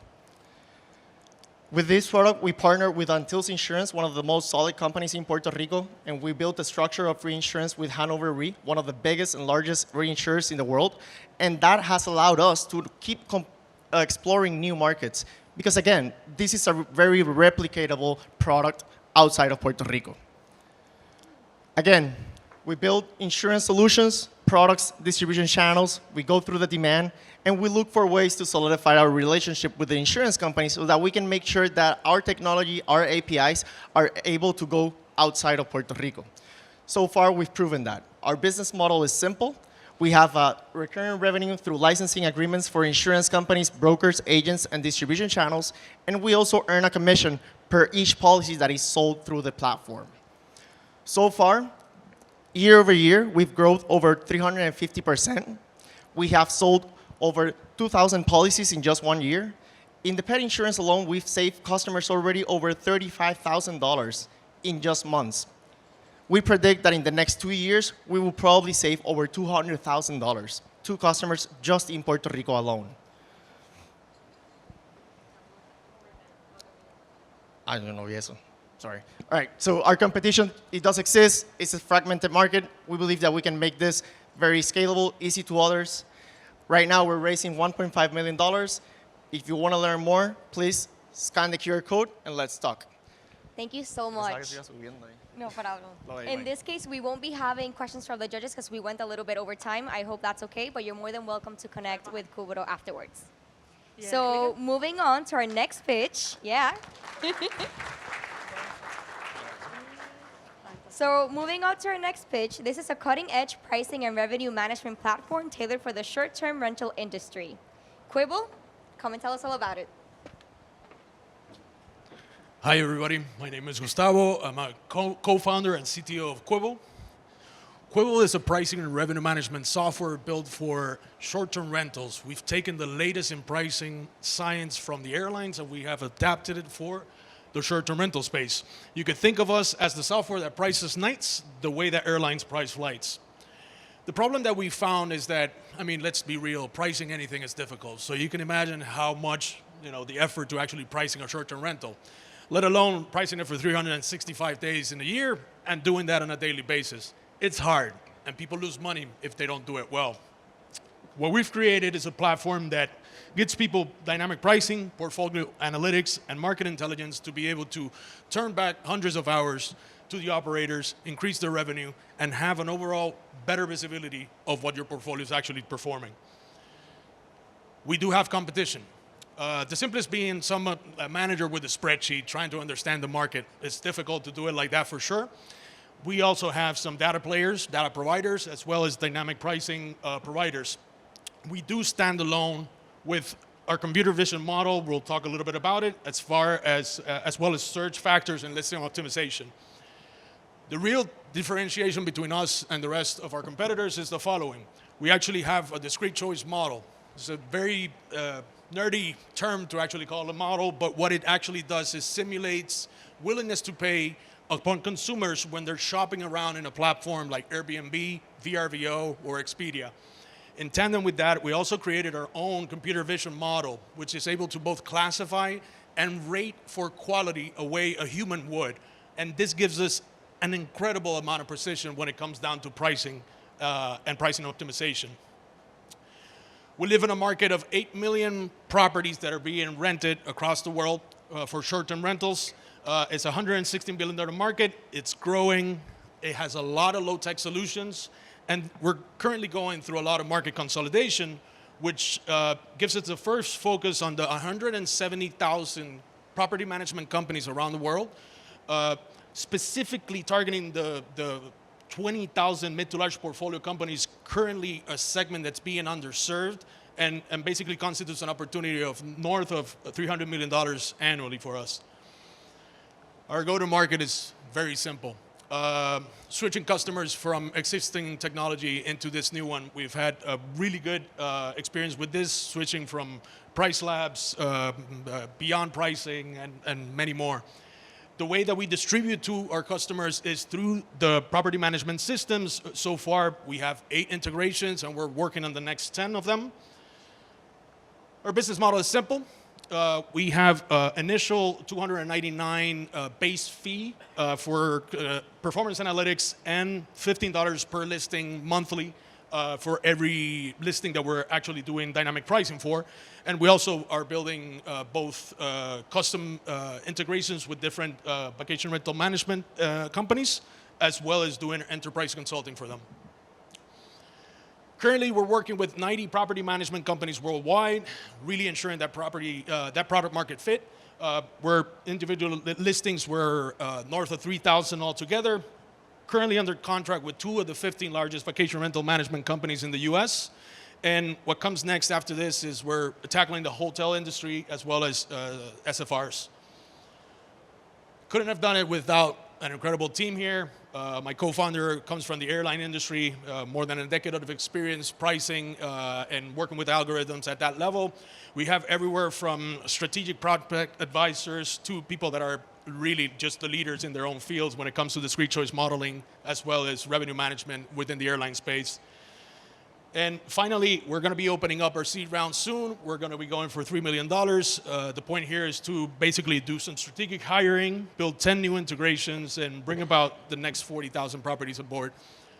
Thank you for your time. I know that this was quick, but I know that we're under time in here, so glad to hear for your questions.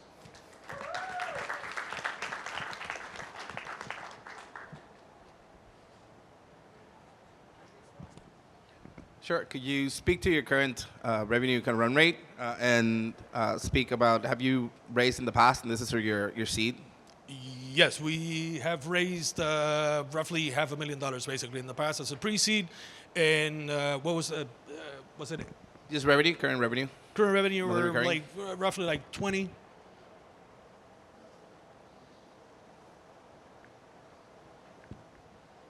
Hi, great presentation. Can you help me understand, so why couldn't HostAway or Airbnb build this as a feature that they offer their, individual property managers? Yeah, that's a great question. It takes a different type of person to actually do this. In Airbnb, for example, they do have something that's called smart pricing. One of the things that does give us a bit of a leg up is that smart pricing, you can only use it on Airbnb. With us, you could use it for Airbnb, for VRBO, Expedia. We actually cover basically anything that the PMS actually distributes to. So that's one central factor when it comes to it. And the second one is that usually when it comes down to these platforms, they are more inclined to shoot your rate down when it comes down to it, not really optimizing for the ADR, for the average daily rate, but really optimizing for occupancy. The cheaper, you're going to get it booked. So that's usually how they go about it. Awesome. Thank you so much. Thank you. So this next pitch is about a medical technology company focused on developing advanced, non-invasive devices to treat chronic wounds, specifically targeting diabetic foot ulcers. Their AI-powered UV phototherapy reduces healing time for 4 months to 1, cutting costs by over 70%. Metatechni, please share more. Hi everyone, I'm Ken Morales, CEO and founder of Metatechni, and our mission is to treat infection without the use of antibiotics. 500 million suffer from diabetes, and 30% of these suffer from diabetic foot or chronic ulcers in foot, costing $13,000 annually around the world per patient. Tragically, 40% of these lead to amputations. The annual market around 300 billion worldwide, including US 32 billions annually. So that's why we create Virgilio Race. My father, he passed away from infection, and Virgilio is the name from my father's. Virgilio Race use AI to diagnose the infection and wounds severity, and then we use UV therapy for 5 minutes twice a week for 1 month. The Virgilio Race healing the infections and healing the wounds in 1 month compared other methods. The cost other methods are $5,000 per patient, and we offer the therapy for $160 per patient. We have certificated in patents, and our business model is B2B, self-clinics. We offer therapies, we don't sell the device. We offer therapy as a service. We offer $20 per therapy for 8 therapies for 1 month. So the competitors don't use technology. We are more efficiency, accessibility, because the cost of therapy is more or less than other therapies. We funded in 2018. We developed 8 types of products and have 20 B2B clients. But in 2022, we create Virgilio Race, and we raise funds, public funds and private funds, and sells around $80,000 per year, and expand to Puerto Rico, Chile, and US, and other countries. We are model son founders, and we have 12 brilliant minds in IoT, AI, technology, medicine, sales, and trust by former directors and Nobel Prize Medicine as an advisor. We had won several awards, in technology, in medicines, entrepreneurship, and innovations. We seek around 800,000 to do clinical trials, to make advancing manufacturing in Puerto Rico, and FDA register. So join us to prevent more pain in families and make the better future in the world and prevent the next pandemic, the infection pandemic.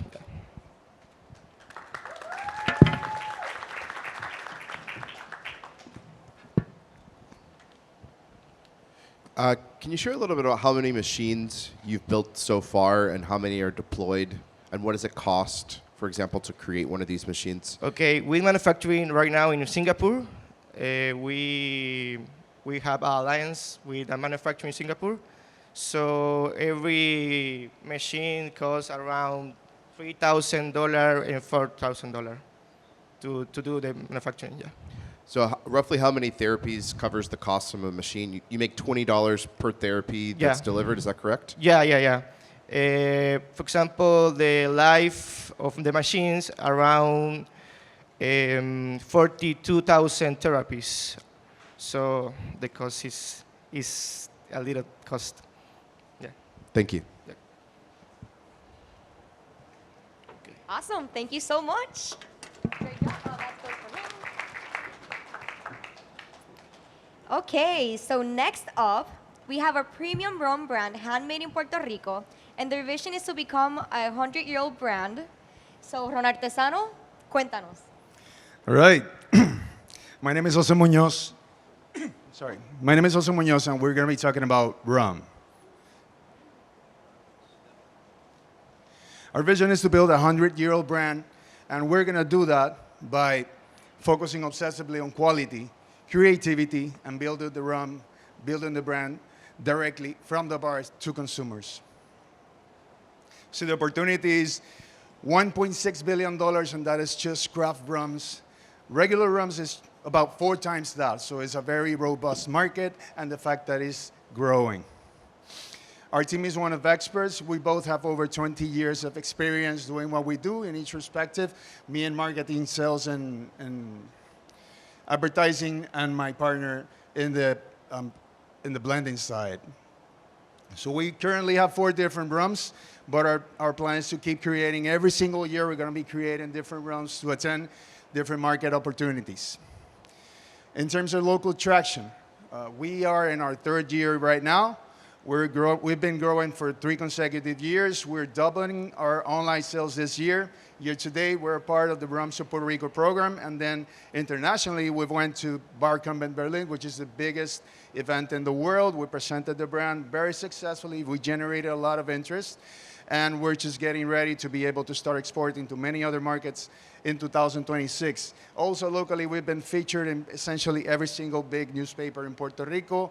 Last year in 2023, we were featured as one of the top 100 most innovative companies in Puerto Rico by the book Innovate Puerto Rico. So in terms of sales, we expect very explosive growth, but that is for 2 main reasons. Number one is we're going to be building a visitor center, starting it in 2025, and we expect a minimum of $1 million in revenue for the first year and grow from there. And the other aspect that accelerates that growth is the exports, which once we start exporting, we expect to replicate the sales from the local market into every single market that we step into. We're also going to be building a visitor center in Old San Juan. And why a visitor center in Old San Juan? Because essentially 95% of the people that come to Puerto Rico go to Old San Juan, so we're going to be offering a special experience to people that come to Puerto Rico looking for good rum. It's also important, I forgot to mention that we are part of the Rums of Puerto Rico program, and we're also the Visitor Center is also endorsed by Discover Puerto Rico program.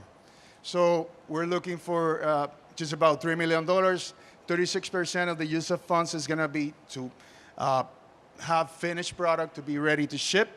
25% for the visitor center, 15% is going to be to build the rums that we're going to be selling eventually. So again, we're looking for $3 million. Essentially 50% of what we're going to be asking for is going to be to produce more rum. Then besides that, we're going to be focusing on exporting the brand. So Casa Artesanos Impact to Puerto Rico, we're going to be building a visitor center. We're going to have something of value to present to tourists in Puerto Rico. It's going to be a national, an impactful attraction. We're going to create new employments, and we expect that at least 70% of what we generate in revenue is going to be from tourists that come to Puerto Rico. So today, we are in Puerto Rico, but the fact is that rum is global and is growing. What we're doing is we're taking a team of experts with a great brand, with a clear vision of what we have to do into a market that is robust and is growing. So thank you very much.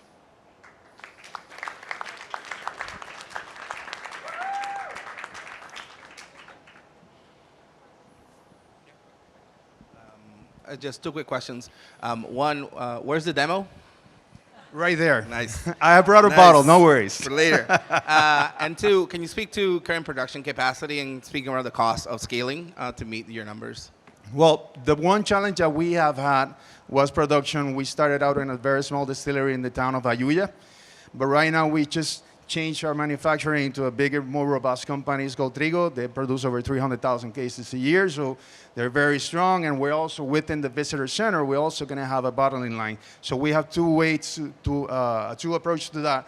Number one, we're going to outsource some production for the highest items that sell the more, and then all of the limited series we're going to do in-house in our small bottling line in San Juan. That it? All right. Thank you very much, guys. Awesome, thank you.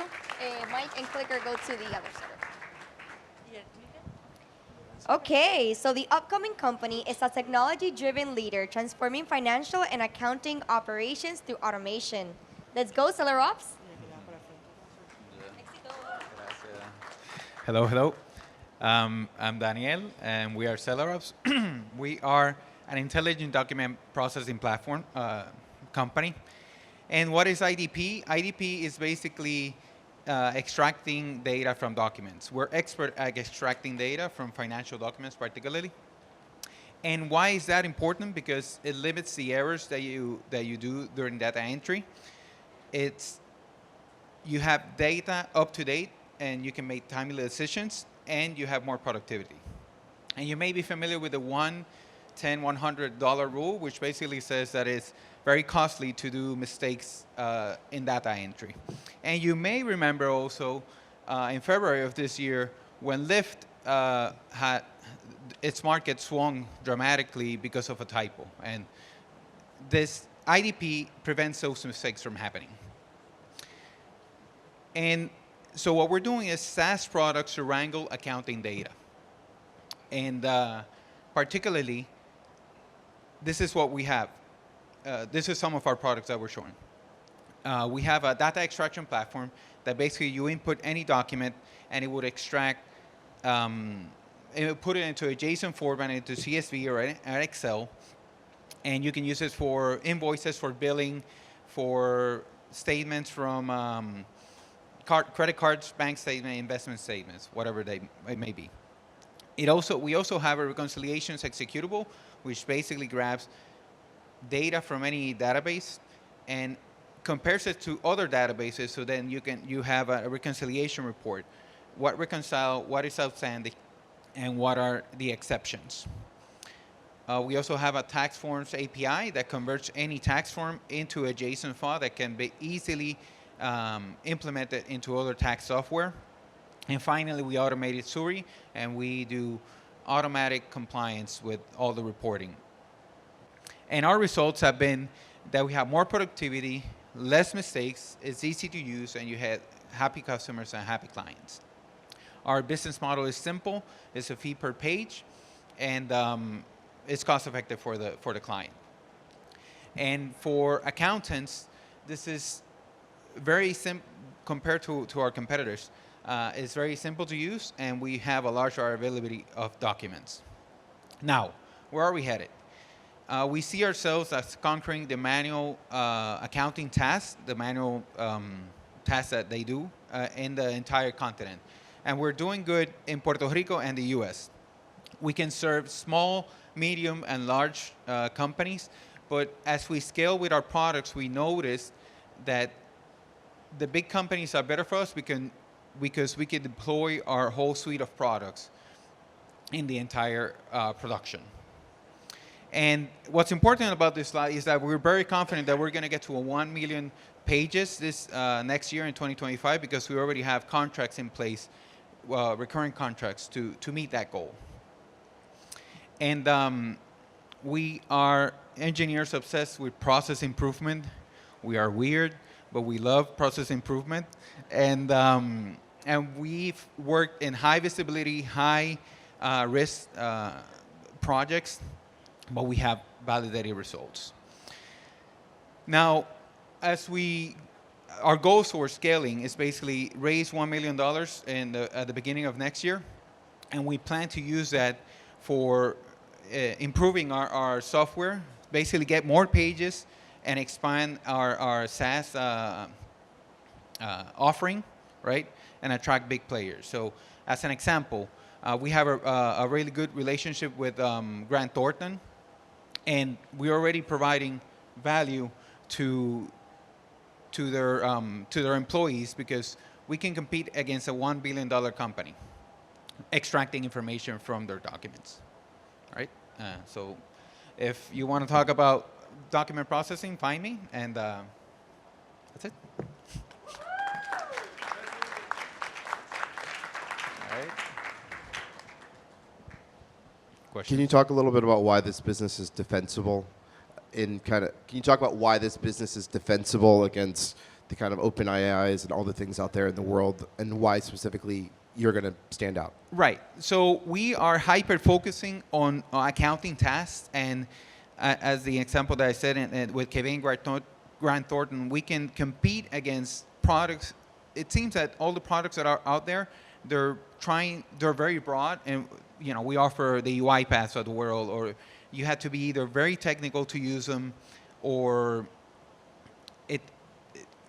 it's a little bit complex for accountants to use it, and we find that simplicity and hyper-focusing on specific tasks like accounts payable, reconciliations, is going to be our advantage. Great presentation. Just building on Devin's comment, interesting that you have the relationship with Grant Thornton. Maybe you could just talk a little bit more about that, because I would have thought that they would have done their own in-house sort of type of processing, but you're providing an AI solution that it sounds like that they're sort of purchasing as a software as a service. I'm baffled as well, but the thing is that we did see a need in the accounting business that there's a lot of manual stuff, right? It seems that I don't know if because they prefer to do it that way, but anyway, they were pioneers, and they saw that we could make them more efficient, right? Provide better services to their clients, because they were spending so much time at extracting data and getting data that they didn't provide. They wanted to provide better service, right? So that's how it started, and now once I saw the first one, that we've been growing inside for different solutions that they need. Any other? Awesome. Thank you so much. Thank you. All right, clicker. ¿Ya lo ves? So the next solution is a unified API that enables B2B software companies to integrate more than 7 ERPs and accounting systems through a single endpoint. Convex, tell us more. Hello, everybody. I'm Joan Rodriguez. I'm from Colombia, but I like Puerto Rico. Convex is a unified API to simplify ERP's integrations. But first of all, I want to talk about my background experience and what I'm doing this. I was working with Enel, one of the biggest multinational energy companies in the world, working with startups. I lead the corporate venture capital area, invested in startups, but there are a lot of problems with corporation and startups. They need ERPs integrations to sell B2B companies products. What I'm doing is because I wanted to create something with impact, innovation, collaboration that it's equal Convex, dealing with the multiple problems that the software companies live with: ERP integrations, CRA integrations, and e-commerce platform integrations.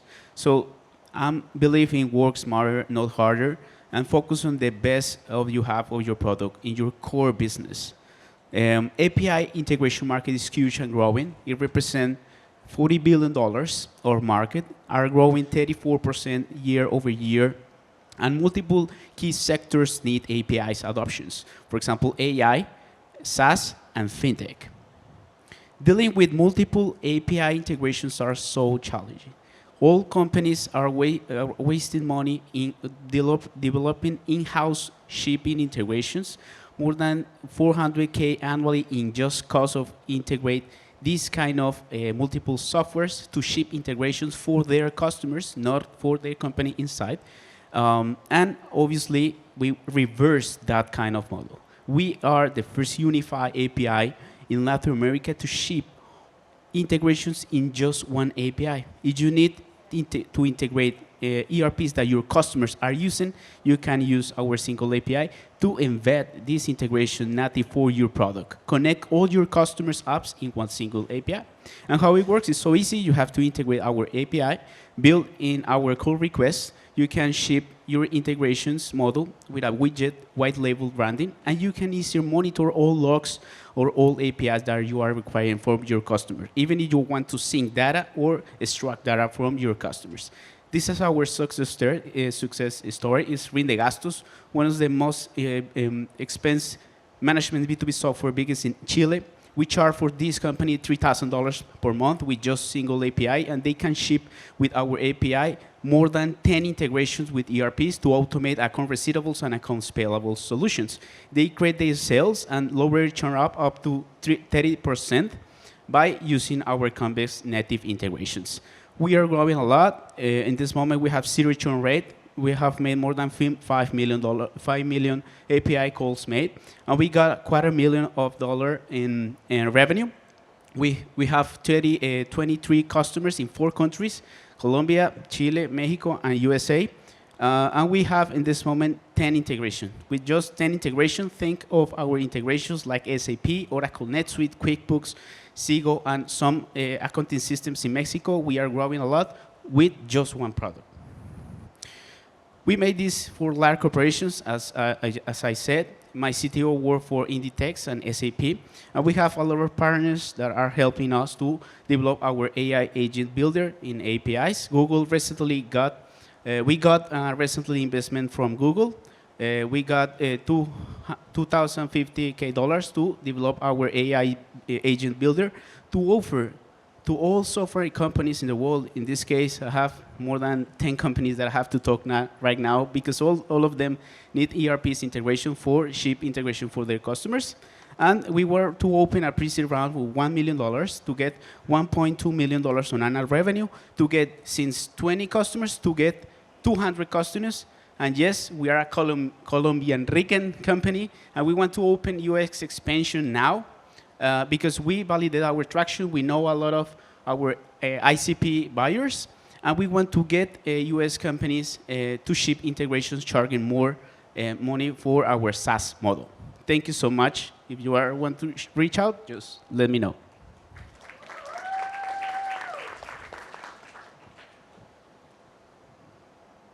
Right, questions? Sure. Orchestration software, right, has been around for a long time, and there's all kinds of integrators, software layers, etc. Can you sort of speak more to the use case of why you get the call versus sort of options that are out there, especially with some of the customers that you shared? Yeah, if you are building a software company B2B and you are handling, you need to sync data or write or read data from your customers. You can use our API to extract that data from your customers' actual applications because this is oriented for your customers, not is oriented for inside of your company.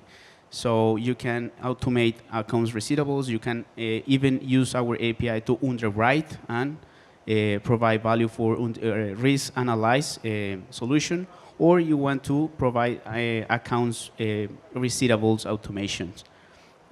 It's so easy because you can connect it with the API and you have 10 APIs and unify single endpoints. Thank you so much. Another round of applause. Okay, guys, we're down to our last 2 startups.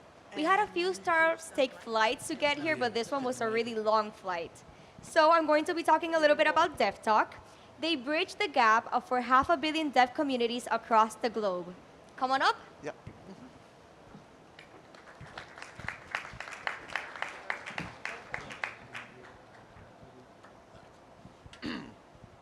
Hello, everyone. My name is Ali and my colleague Sam.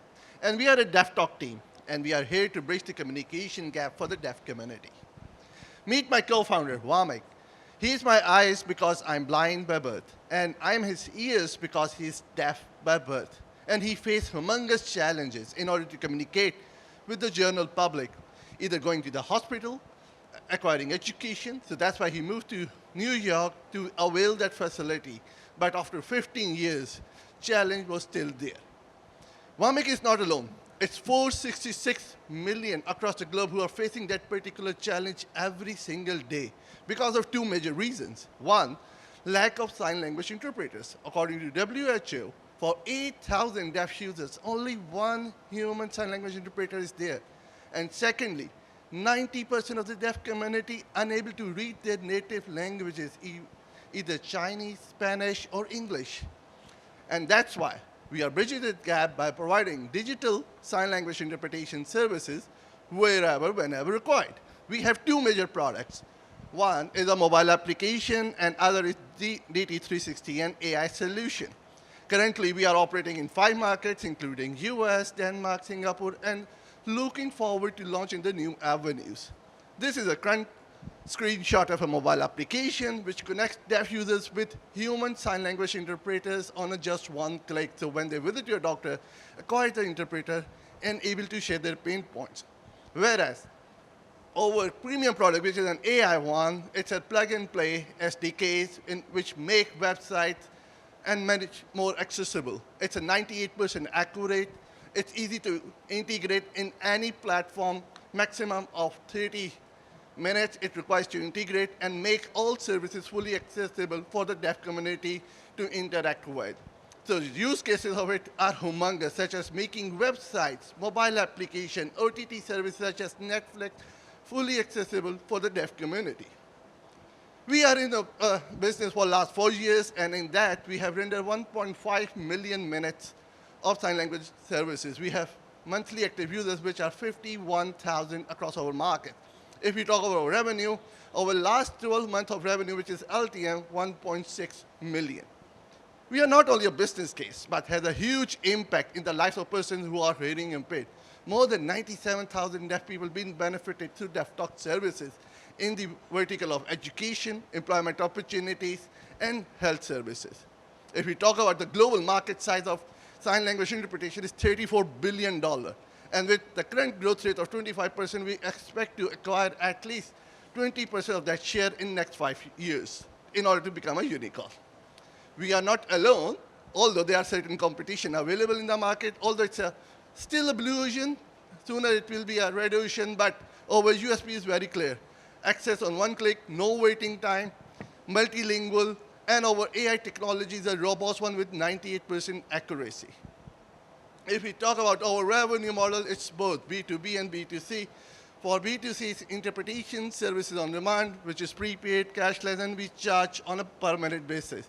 Whereas for B2B, it's a monthly subscription, it's a software as a service. Here are some key clients which we are working for the last 3-4 years, such as Singapore International Airlines, DBS Bank, and much more. We've won few international awards in order to get international recognition. Recently, we were the best startup of Asia Pacific by UNDP and Citi Foundation.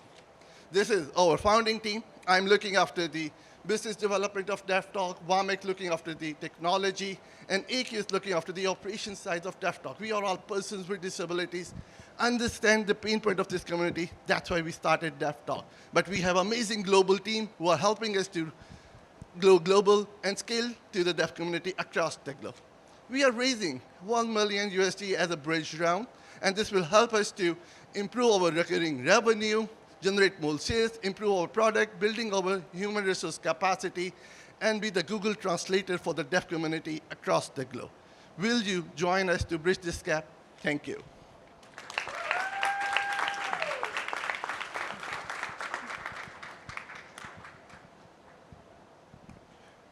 Very impressive growth. Question, what's your number one channel? How do people discover the product, and how are people growing? How do you see the product growing over the next, let's say, 12 or 24 months?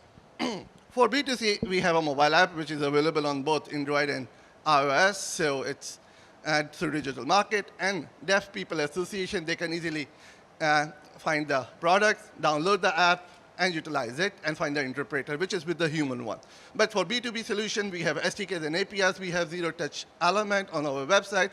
Through SEOs, we just target the banks and the bigger companies, or website inclusivity, so they can just integrate their APIs and SDKs on their mobile apps and the websites to make the inclusivity. And after AD and European Union legislation, it's a big compliance for all the big companies to be inclusive. Great presentation. What, a little bit building off that question, what do you see as the exit strategy for you or the company? There are two major exit strategies. Although being a founder, we always want to build our product and be the Google translator for the deaf community. But on the other side, there are many bigger translation companies such as TransPerfect who are regularly translating with the staff so they can acquire us. But we can be acquired by the Google, Amazon, if it's possible, because everybody is looking after the inclusivity element. Last but not the least, we believe we can be a billion-dollar company in the next 4 to 5 years, so IPO is that one element as well. Thank you so much. Great job, guys. So on to our last startup. We want to present a company from Puerto Rico. They're leaders in real estate data, news, and insight. Redatlas, close us off. All right. Morning, everyone. I thought I was a bit nervous, but it's just really cold in here, so thank you all for, for staying. I'll try to get this as quick so we can get outside. So my name is Henry Keenan. I'm the founder and CEO of Red Atlas. We're a real estate data company based here in Puerto Rico. So before I get started, how many people in here have either rented a property, purchased a property, or thought about renting or purchasing a property here in Puerto Rico? Okay, so pretty much everyone. Awesome. So all of you have been through our pain here. So what we found is that actually real estate data in international markets, including Puerto Rico, basically everywhere outside the US and the UK, is fragmented and inaccessible. So in Puerto Rico, you have Zillow, you have Clasificados, and you have actually 100 other listing websites to go to, not to mention all the property deed portals, permits, all that kind of stuff. And so what we are is we want to be kind of like if Bloomberg and Zillow had a baby for global real estate. So we take all that data from government sources, from private sources, mix it all together to make the market really clear, really transparent, make it easy for you to go find your next apartment, your next house, or for companies even to find their factory here in Puerto Rico. So we have a great team and some amazing advisors. I think I have the best possible board I could have gotten in Puerto Rico, minus a few people who we hope to join at some point soon. We're waiting on the checks. We have some great advisors as well, and so we're really well positioned to get this thing going. I thought it was going to take 6 months and $300,000 to do. It ended up taking 3 years and $3 million to put this whole thing together, but we're on our way. So basically what we do is we take data from search engine maps like Google, public listing sites, government registries. We have patented AI processes that clean all that data up, present it to users, and then we ship it out as a platform, APIs, and reports. This is what that ends up looking like, and so you can go into our map. You can see every property, all the listings. You can see news. You can see analytics. You can make valuation reports. And so what we're doing is, this is an example, we're actually reading the listing descriptions and looking at the images to pull out different amenities from those properties and then combine it with the government data. And so what this ends up looking like is we get really accurate valuation reports. We can give you comps. And so like a mortgage underwriting process in Puerto Rico, the reason why mortgages in Puerto Rico are 1% higher is because the data is harder to get often. And so what we're doing is we're lowering those costs for Puerto Ricans and in the markets that we want to go to.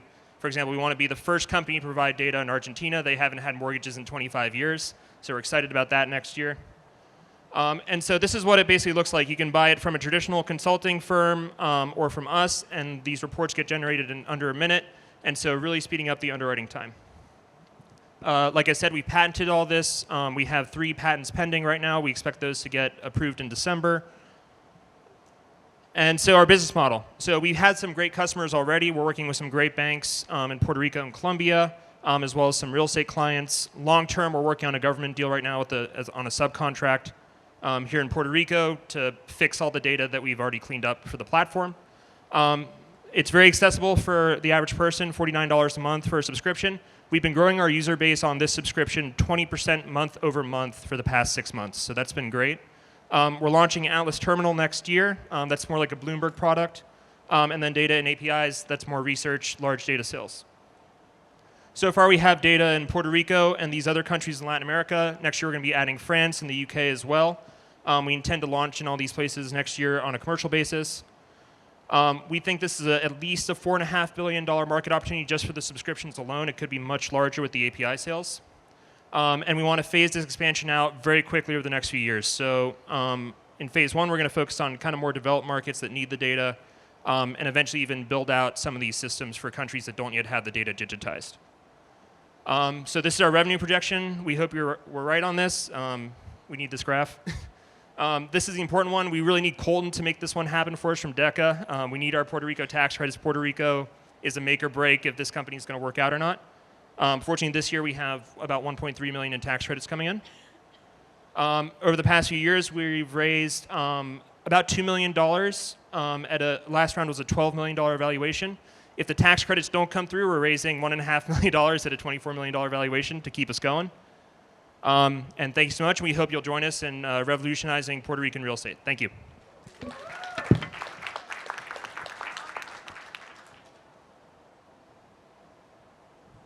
Hey, Henry. Hey, Charles. Terrific presentation. Can you talk a little bit about your go-to-market strategy? Obviously, starting here in Puerto Rico, but moving on to some of South America. Like, how are you picking these various locations, and like, what do you see in these areas that allows you to sort of leverage the lack of data? Well, so there's two things that happened in the past few years. The first is that now all this data has been digitized in a lot of these markets. It's just very messy. So like if you want to get the property deeds in Puerto Rico, they exist, but the data inside them is hard to get. With the AI that's become available now, it's very cheap to process all that data. So we couldn't have started this company 2 years earlier than we did because that wasn't ready to go. In terms of our go-to-market, we're going to be hosting a conference in Puerto Rico at the end of March called the Real Estate Investment Summit.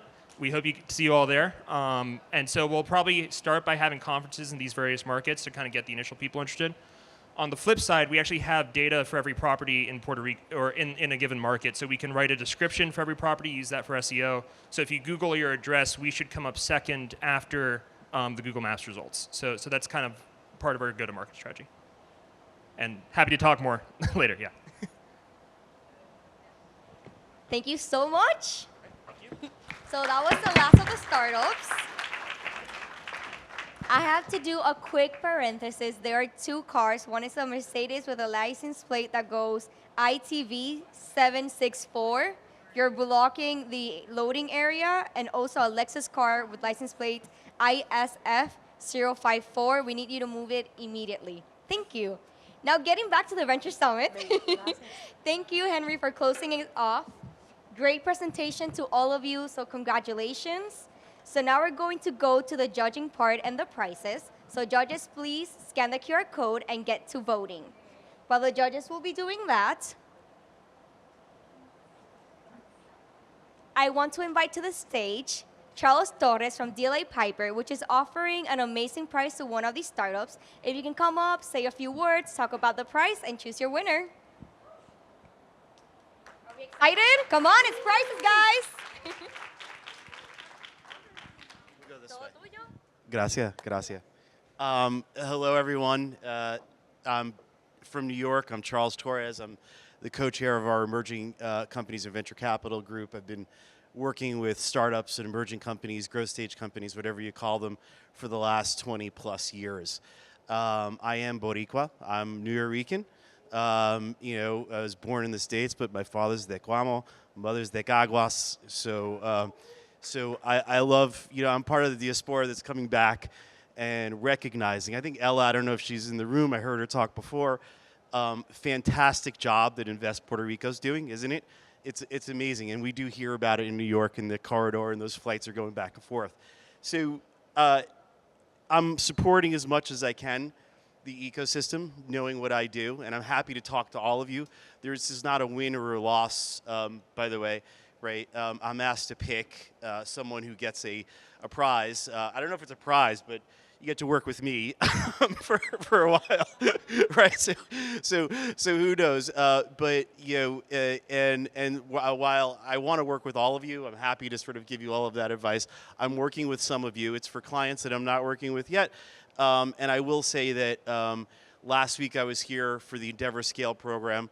Love the Kuvro team.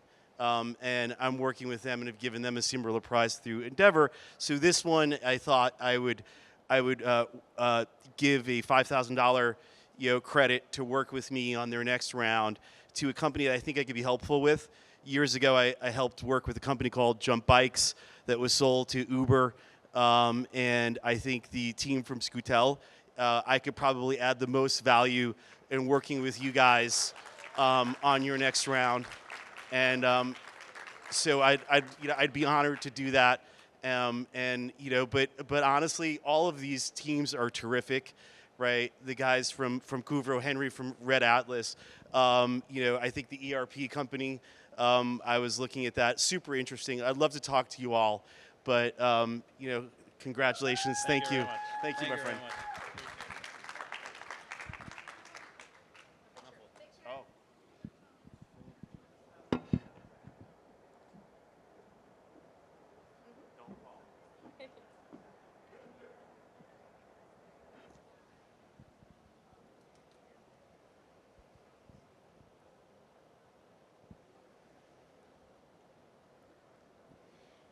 Awesome. So congratulations to Scooter. Thank you so much to DLA Piper. Of course. It was a pleasure having you here. Congratulations. Next up, I'm going to invite Colton from Deca Analytics, who is going to be announcing the Innovation Award. This prize is selected by Deca Analytics. If you can give a few words, select the winner, we really appreciate it.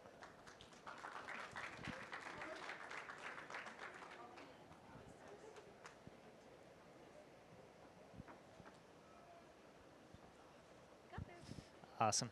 All right, welcome everybody. I know it's a little chilly in here, so I'll keep this brief.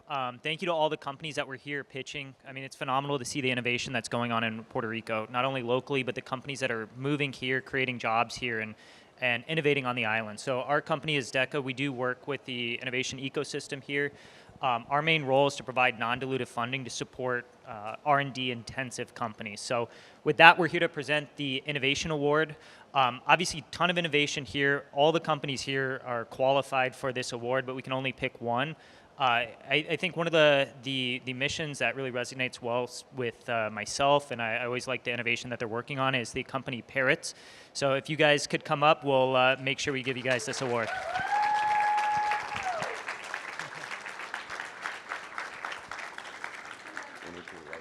Yeah, we'll write it.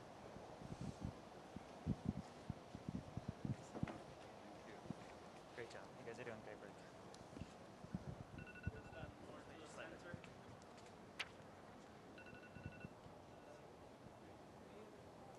Either way, we are all winners today, but literally, because each of you gets $250.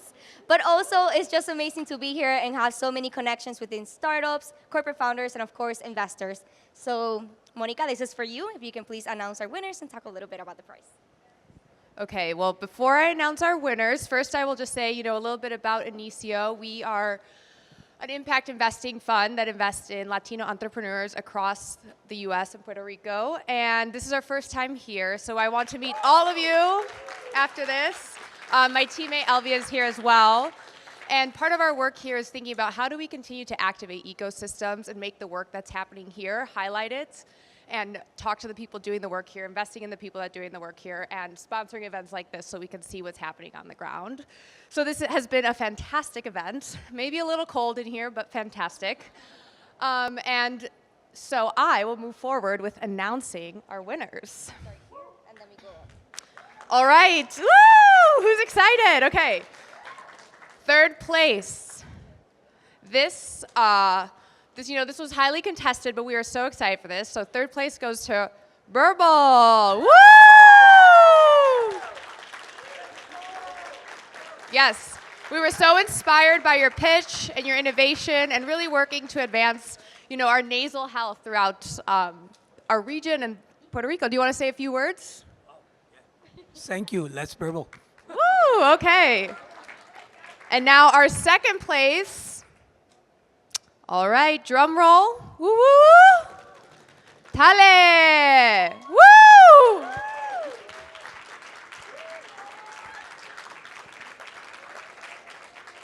This was a great pitch, really talking about, how we can continue to provide resources to our children. Do you want to say a few words?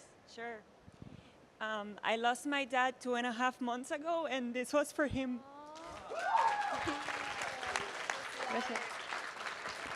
All right. All right. First place, Amasar. Woo!